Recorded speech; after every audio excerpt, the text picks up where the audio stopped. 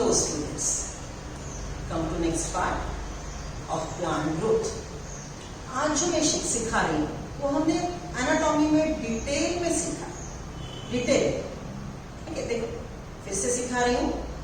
सब लोग चाहिए तो निकाल लो एनाटॉमी का तो class work, keep it in front of you. Okay, pause it, go bring that plant anatomy का क्लास वर्क। राइट, सी एनाटॉमी में हमने दो चीजें सीखी। एक, there are two types of cells, there are two type of tissues, meristematic tissue, permanent tissue. How you define meristematic tissue? The cell which has ability to divide, redivide continuously. जो geometric growth कर सकता है, जो arithmetic growth कर सकता है।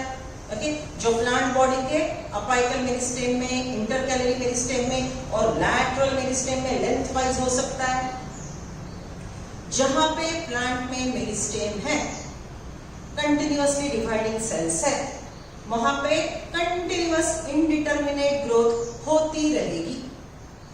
सो we studied continuously dividing cell, meristematic cell.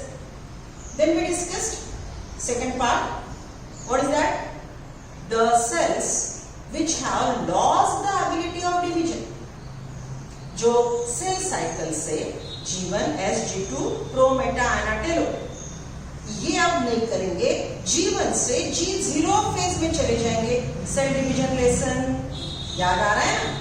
Right, सो जो cell cycle में है लेकिन डिवीजन में नहीं है, क्वाइट शांत बैठा। राइट, सो G1 में उसने डिसाइड किया अब मैंने डिवाइड नहीं होना है, decided not to go for cell division, entered in G0 and in G0 phase the cell is living and performing all metabolic reactions, so that cell in G0 is a permanent cell. Okay, अब ये cell cycle में जिसने pause किया है, right, cell division जिसने resume, getting the word resume मतलब वो फिर से सेल डिवीजन में आ सकता है। Right, okay, so that will be meristematic cell, continuously dividing, division के बाहर आ गए, परमानेंट सेल। अगर वो फिर से सेल डिवीजन में आए, it will give again meristematic tissue. और ये जो फिर से बनने वाले मेरिस्टेमेटिक टिश्यूज है, फिर से डिवीजन की क्षमता जिन्होंने पाली है, the cells which regain the ability to divide will divide to produce again permanent tissue. याद आ रहा है? तो मैंने आपको एक जुगाड़ू काम सिंपल सिखाया था। हम ये सीक्वेंस पहले लर्न करेंगे, meristematic tissue, permanent tissue, meristematic tissue, permanent tissue, ये सीक्वेंस पहले हमने बोला। राइट, फिर हमने एक सीखा था जो लाइफ में पहले आता है वो है प्राइमरी टिश्यू, जो लाइफ में बाद में आता है वो है सेकेंडरी टिश्यू। राइट, सो जो मेरिस्टेमेटिक टिश्यू प्लांट के साथ पहले से है, राइट, उसको हमने बोला, जो मेरिस्टेमेटिक टिश्यू प्लांट के साथ पहले से है उसको हमने बोला primary meristematic tissue. Right, primary meristematic tissue के प्रकार कौन से सीखे थे आपने? Apical, intercalary. देखो सेम डायग्राम है आपके स्टेट बोर्ड के, सेम डायग्राम है एनाटॉमी के क्लास वर्क में। Right, so primary meristematic tissue, apical and intercalary. Right, okay, it will divide, redivide, cell बनाते रहेंगे और वो जिंदगी में पहली बार बदलेंगे जिसको हमने बोला था डिफरेंशिएशन। They will differentiate, खुद में बदलाव लाएंगे, या तो शेप बदलेंगे, राइट, या तो सेल वॉल का डिपोजिशन अलग और एडिशनल करवा लेंगे, राइट, या तो बड़ा सा वैक्यूल बना लेंगे। So they will change their structure and according to structure they will function for one particular thing. According to structure वो एक particular काम बहुत अच्छे से करेंगे। So that process is called differentiation. Normal meristematic tissue first time undergo changes, structural, hence functional changes to become primary permanent tissue, right? अब primary permanent tissue के प्रकार हमने क्या सीखे थे? parenchyma, right? Then collenchyma, sclerenchyma, right? Xylem, phloem, right? Meristematic tissue type, apical meristem, intercalary meristem, divide, form new tissues. Some cell differentiate. By the process of differentiation, what you get? Primary permanent tissue. What are the types of primary permanent tissue? Parenchyma, collenchyma, sclerenchyma, xylem, phloem. Right? All these type of tissue are found in plant showing primary growth as well as secondary growth.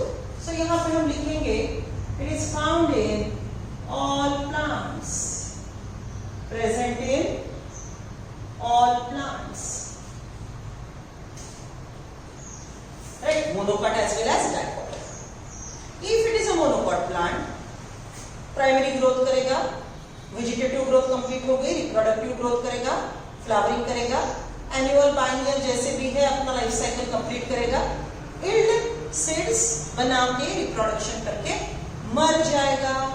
Monocot show only primary growth. Monocot show only primary growth.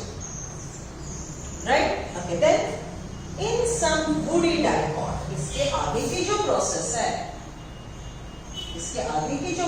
है, it will occur in woody dicot, right? जिसको हम बोलेंगे secondary growth. इसको हम क्या बोलेंगे? Secondary growth. Woody growth, secondary growth. बराबर?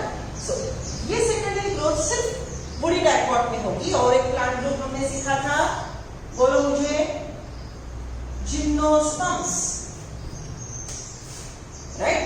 If plant want to show secondary growth, which is observed in all gymnosperm and woody dicot, this further process will happen. What is that? ये जो primary permanent tissue था, जो cell division के बाहर आ चुका था, जो प्राइमरी परमानेंट टिश्यू था वो सेल डिवीजन के बाहर आ चुका था, वो फिर से डिवीजन की क्षमता रिगेन करेगा. It will regain the ability to divide. It will regain the ability to divide to form secondary meristematic tissue. It will begin to regain the ability to divide by forming secondary meristematic tissue. So this is again a dividing cell which has ability to divide, which has regained the ability to divide, but origin, its appearance is later in the life. Its origin is secondary in lifespan, so it is called secondary meristem. Okay, ये process जो permanent tissue से meristem, secondary meristem बनाते हैं, right? इसको हमने शब्द use किया D differentiation. याद है? D differentiation. Because of de-differentiation, primary permanent tissue like parenchyma, collenchyma, sclerenchyma, xylem, phloem differentiated to form secondary meristematic tissue, and secondary meristematic tissue are which type? We'll say, याद है secondary meristematic tissue? We use the word lateral meristem, और एक शब्द use किया था हमने cambium. Lateral meristem, cambium, right? Okay, अब इसने डिवीजन की क्षमता ले ली by the process of de-differentiation, तो obviously divide होगा. डिवाइड होके नए सेल बनाएगा, राइट? तो ये जो नए सेल बनेंगे, ये नए सेल रहेंगे secondary permanent tissue, producing secondary permanent tissue. ये जो प्रोसेस है by which the secondary meristem giving you secondary permanent tissue, इसको हमने शब्द यूज किया था redifferentiation. It is all happening during the growth in plants, right? What are the secondary permanent tissue? ये secondary permanent tissue के example क्या है? अगर आपको याद है तो secondary xylem, secondary phloem, right? और cork बनाएगा ये बाहर से, समझ रहे हो, right? So ये पूरा चार्ट मैंने एनाटॉमी के टाइम आपको सिखाया. I repeat, we are talking about plant growth. Plants show continuous growth because of meristem. Okay, तो हमने दो प्रकार के plant tissue सीखे. Plant tissue which can continuously divide, meristematic tissue, which have stopped cell division permanently or temporarily, are permanent tissue. So there are two types of plant tissue: meristematic tissue, continuously dividing; permanent tissue, which are now stopped cell division, but it doesn't mean it can't. It can regain. So meristematic tissue, permanent tissue. We learned the Jugado sequence: primary meristem, primary permanent tissue; secondary meristem, secondary permanent tissue. We learned that sequence: primary meristem, primary permanent tissue; primary permanent tissue से मिलेंगे secondary meristematic tissue; secondary meristematic tissue से मिलेंगे secondary permanent tissue. Right? फिर हमने वो process के बारे में सीखा. प्राइमरी मेरिस्टेमेटिक टिश्यू से पहली बार जो डिफरेंशिएट होकर टिश्यू बनते हैं परमानेंट टिश्यू, उसको बोलेंगे डिफरेंशिएशन. डिफरेंशिएशन से बने वाले प्राइमरी परमानेंट टिश्यू अगर रिगेन करते हैं एबिलिटी टू डिवाइड, तो इसको हमने बोला डी डिफरेंशिएशन. ओके, तो हमको मिलेंगे secondary meristematic tissue. Secondary meristematic tissue will divide. That process is called redifferentiation to form secondary permanent tissue. Getting the sequence, right? ये डायग्राम फिर से एक बार लिख लो अच्छे से. ये बहुत जरूरी है. आपको बहुत प्रकार के MCQ के आंसर्स इसमें आपको मिलेंगे. Right? So write down the thing. Where, like what we are describing, which page number we are discussing is page number 245. NCERT page number 245. See, the cells derived from root apical meristem and shoot apical meristem and cambium differentiate and mature to perform specific function. Cells of meristem, apical meristem, intercalary meristem, cells of meristem, secondary meristem, cambium divide to form permanent tissue, which will perform specific function, right? तो इन्होंने ये meristem की बात की है, primary meristem की भी बात की है, सेकेंडरी मेरिस्टेम की भी बात की है. ये डिफरेंशिएट होकर हमको स्पेशल फंक्शन परफॉर्म करने वाले प्राइमरी परमानेंट टिश्यू मिलेंगे, राइट? और अगर मेरिस्टेम फिर से डिवाइड होता है, मेरिस्टेम फिर से डिवाइड होता है, तो हमको सेकेंडरी मेरिस्टेम से सेकेंडरी परमानेंट टिश्यू मिलेंगे. During differentiation, we get meristematic tissue converted or divided to produce primary permanent tissue. Right? Come to the next line. See, during differentiation, cells undergo few to major structural changes. During differentiation, थोड़े structural modification होंगे, so functional modification होंगे. और हमको primary permanent tissue मिलेंगे, parenchyma, collenchyma, sclerenchyma, xylem, phloem, right?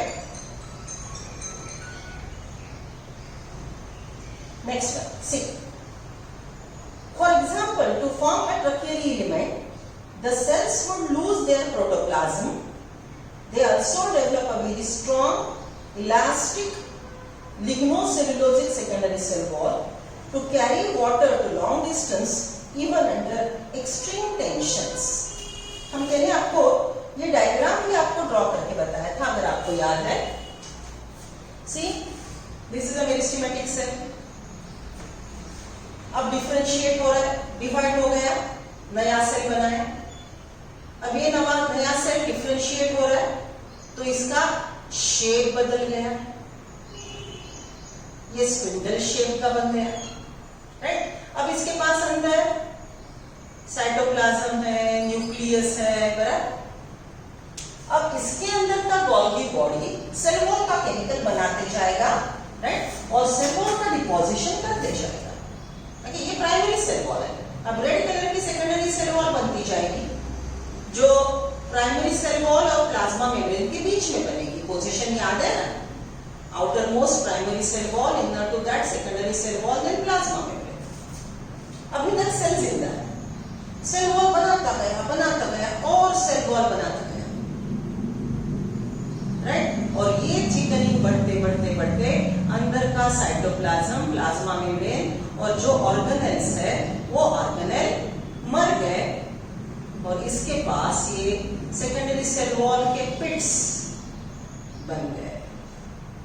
सो अंदर का जो living content था, प्रोटोप्लाज्म, वो भी निकल गया, और ये सेल डिफरेंशिएट होके जाइलम का ट्रंकेट बना। Isn't it structural modification? Hence functional modification, right? See, and ये कौन से सेकेंडरी सेल वॉल का डिपोजिशन is lignocellulosic, lignin का डिपोजिशन है। Try to correlate the various anatomical features you encountered in plant to the functions they perform. Okay, they are trying to think about it, that which is structural modification you study in plant tissue so that they go and work a particular function properly. Take example of guard cell. Okay, inner wall thick, outer wall thin, so that turgor pressure, right, will create opening, closing. Epidermal cell has thick cuticle for checking the transpiration. Tracheids develop like this, vessel develop like a pipeline, right. Xylem के modification ये हो गए। Phloem में हमने क्या सीखा? Phloem में develop CO tube, CO cell, right. Okay, CO tube cell का न्यूक्लियस चला गया ताकि ट्रांसपोर्टेशन फूड में बीच में रेजिस्टेंस ना आए। Isn't it different structural changes we discussed in anatomy? So they are trying to suggest you that please recollect these things which you have studied, encountered in previous lessons. Plants show another interesting phenomenon. The living differentiated cells that by now lost the capability to divide can regain the capacity to division under certain conditions. These cells which have lost the ability to divide may regain the ability. The process is called de-differentiation. This phenomenon is called de-differentiation. For example, formation of meristems, intracellular cambium, cork cambium from fully differentiated parenchyma. देखो यहाँ पे हमने लिखा है formation of cambium, right? ये lateral meristem cambium के प्रकार याद है? Intrafascicular cambium, interfascicular cambium, cork cambium, ये सब सेकेंडरी मेरिस्टेम के प्रकार है, लैटरल मेरिस्टेम के प्रकार है। सो परमानेंट टिश्यू पैरेन्काइमा से ये बनना, ये प्रोसेस को हमने बोला differentiation. While doing so, such meristem tissue are able to divide and produce cells that once again lose the capacity to divide but mature to perform specific function.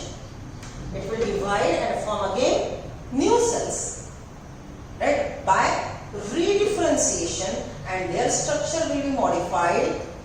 Their structure will be modified for performing specific functions. List some of the tissue in the woolly dichotomous plant that are the products of redifferentiation. Listed secondary xylem, secondary phloem, cork. We have already listed, right? How would you describe a tumor? What you call a parenchyma cell that are made to divide under controlled laboratory condition during tissue culture. Tumor is a cell continuously dividing which has lost the capacity of controlling cell division, which has lost the control of checkpoint. Okay? और parenchyma cell tissue culture में हम फिर से promote करेंगे। अब देखो parenchyma मतलब primary permanent tissue है which has lost the ability to divide. But if you tissue culture it, you induce it to divide by spraying, by supplying hormones. Tissue culture में हम अलग-अलग प्लांट ग्रोथ रेगुलेटर डालेंगे so that parenchyma, which is a differentiated non-dividing cell, regain the ability to divide. Recall section 15.11. We have mentioned that the growth in plant is open, that is, it can be determinate or indeterminate. Plant continuously grows. Some organs are determinate, some are indeterminate. Now, we may say that even differentiation in plant is open. Okay, plant differentiation open because cell tissue arising out of the same meristeme have different structure at maturity. Differentiation के बाद जो cell बनेगा वो अलग दिखेगा. The final structure at maturity of cell tissue is also determined by the location of the cell within. For example, cells positioned away from the root apical meristeme differentiate as root cap, while those pushed to periphery mature epidermis. Can you add a few more examples? Open differentiation correlating the position of cell in its position in the organ. ये जो last line है ना चार, उसको bracket करो और बाजू में लिखो. The process of differentiation is under control of genes, environmental factors, position of cells in the plant body. समझा क्या लिख रहे हो आप? मेरिस्टेमेटिक सेल है, डिवाइड हुआ, मेनी सेल्स बने. अब उनको डिफरेंशिएट होना है. Okay, which cell will differentiate into which cell? Who will regulate that? First, genetics. Second, if it is outermost cell of root, it will become a root hair cell. If it is innermost cell of the root, radical, it will become muscular bundle. Okay, same thing. If it is a stem of a cell, if it is a cell of a stem, getting sunlight, it will develop chlorophyll and become green plant part. It may become leaf, right? So physiological differentiation, right? Physically they modify, structurally they modify. All these modifications, differentiation are under control of genetics, hormonal balance, environmental conditions and its position.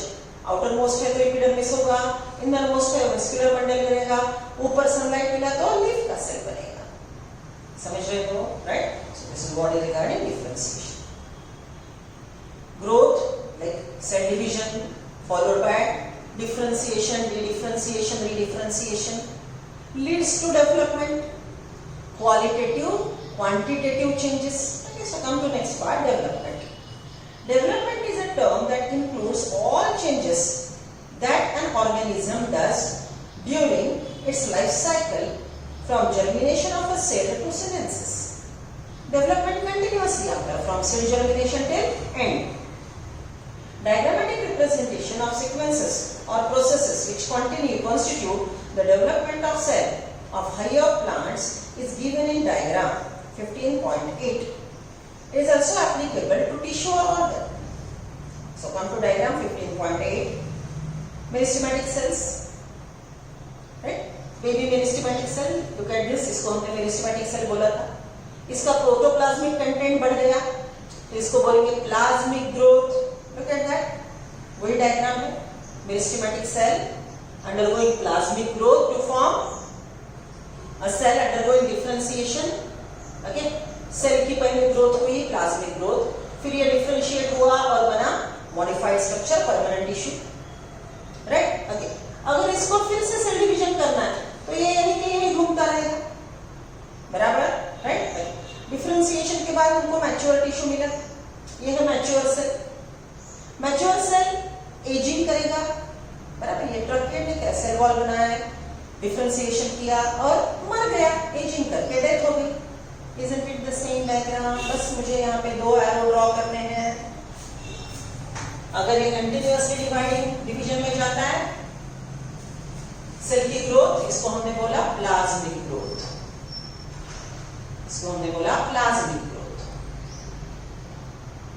Right?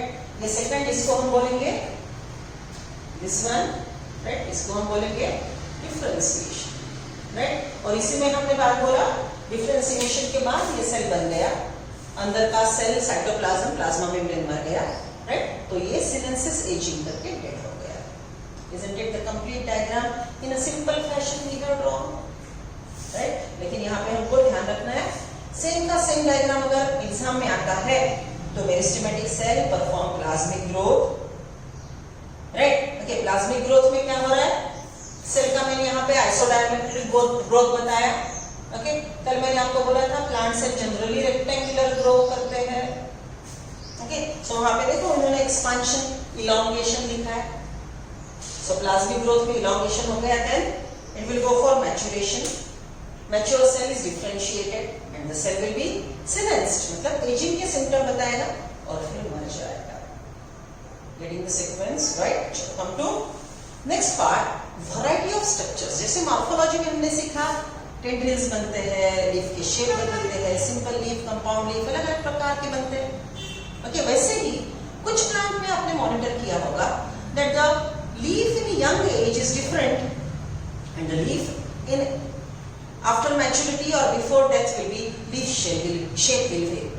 Okay, simple. बाजार से कभी coriander लाया, धनिया के leaf लाया आपने, कोथिंबीर आणली बाजारातून, अगर यंग है तो ऐसा एंटायर पिंदार होता है, फ्रेश लश ग्रीन कलर का, राइट? स्टेम सॉफ्ट रहता है। ओके, अगर आपने कोरिएंडर लाया जिसको फूल आ चुके, फ्लावरिंग हो चुका, और घर पे आने के बाद मम्मी ने डांटा, ऐसे लाते हो कभी फ्लावरिंग वाला, क्योंकि नीचे के लीव्स निडल लाइक हो गए, दे लॉस दैट, मतलब जो ऐसे एंटायर पिंदा था, बस बेबी मार्जिन था, वो निडल लाइक लीव्स हो गए, उसका स्टेम थिक हो गया, right? It's difficult to cut, it's difficult to crush, it is difficult to even crush by your teeth, right? So see, एक ही कोरिएंडर के प्लांट को एज के अनुसार अलग अलग प्रकार के लीव्स बनेंगे, राइट? इसको हम बोलेंगे change in shape because of some stimulus, plasticity, right? चलो, we are discussing plasticity. Plant follow different pathways in response to environment or phases of life to form different kinds of structure. This ability is called plasticity. ये अलग अलग बदलाव लाना, इसको हम बोलते हैं plasticity. Heterophylly in cotton, coriander, larkspur, right? देखो हेट्रोफिली अभी मैंने कोरिएंडर के लीव्स आपको समझाया, cotton, coriander, larkspur. In such plant, the leaves of juvenile plant are different in shape from those in mature plant. Young plant के leaves का shape अलग, mature का अलग, बराबर? So it happens because of genetic control. Young है तो अलग leaf, mature है तो अलग. लिख लो बाजू में, मार्जिन में लिखो जेनेटिक हेटेरोफिली, राइट? ये पूरे पैराग्राफ 2 लाइन में खत्म होता है. प्लास्टिसिटी की डेफिनेशन उसको अंडरलाइन कर लो. In response to environment or phases of life to form different kinds of structure. Structural changes is called plasticity. Point number 1. Point number 2, genetic heterophily. Example, cotton, coriander, leucospur.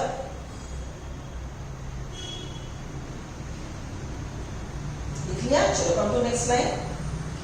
On the other hand, difference in shape of leaves produced in air and those produced in water in buttercup also represent the heterophilous development due to environment, right? Buttercup का plant अगर देखते हो, right, तो अगर पानी के अंदर leaf है तो उसका शेप अलग रहेगा, पानी के बाहर का लीफ, समझ लो यहाँ तक पानी है, राइट, यहाँ के अंदर के लीफ का शेप अलग, बाहर के लीफ का शेप अलग, समझ रहे हो? सो राइट डाउन यहाँ पे इन्वायरमेंटल हेटेरोफिली, बटरकप, इन्वायरमेंटल हेटेरोफिली, बटरकप. ये 3 पॉइंट में ये पैराग्राफ खत्म होता है. सी यू.